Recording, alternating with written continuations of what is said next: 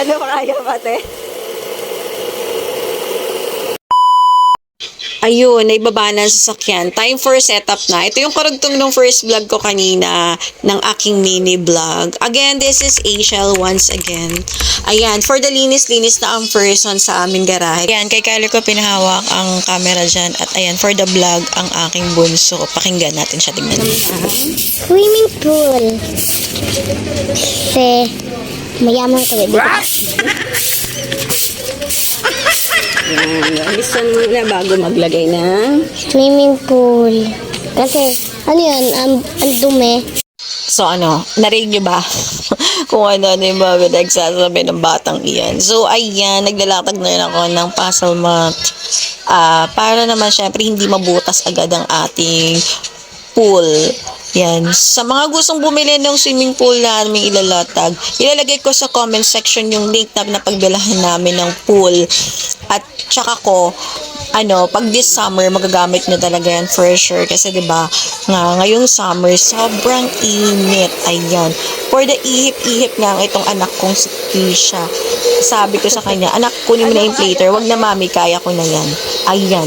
Gusto niya daw siya na daw yung magbomba. Tingnan mo naman, napakalakas ng hininga ng batang ito. Sabi ko, pag ako nga yung umihip niya, anak, baka ma-deads ako dyan bigla. Deads agad, ganon. Ayan, charis lang. Ayan, naihipan niya na yung ibabaw. Actually, maiksi lang naman yung hinipan niya kasi ibabaw lang naman talaga. At yan, for dalagay na kami ng tubig ng anakis ko para, yan, hanggang sa mapuno at syempre, makapag-unwind na at makapag-swimming-swimming ng ang aking mga dyanakis. So, yan. Waiting kami mapuno at inaayos pa ni Kisha ang pool. So, yan. Marami ako ilalagay na links ng mga inflatable pools dito sa comment section. Pili kayo, guys. Baka magustuhan nyo at pwede kayong bumili na rin at i-click nyo lang yung link na nasa comment section. Syempre, para makatipid din tayo this coming summer, mag-inflatable pool na lang tayo kaysa mag-resort tayo or mag-beach, ang daming gastos, diba? So, mas okay at mas convenient din naman na mag-spend tayo ng time together with the family dito sa bahay at syempre, maglatag lang ng pool at yan, salo-salo together, sabay kainan, ayan. Ayan nga pala, kumakain na kami habang, ayan, hindi pa kami, sabi ko kay Kyler kasi hindi pa siya pwedeng maligo at hindi pa siya pwedeng lumublob hanggat di pa siya kumakain. So, nag-lunch muna kami yan. Kita nyo ang aming adobong manok. Shucks, sarap. O, ayan. Pinaglublob ko na siya kasi tapos na talaga yung foods niya agad-agad. Ayan, yung mga oras na yan is kakatas niya lang mag-lunch.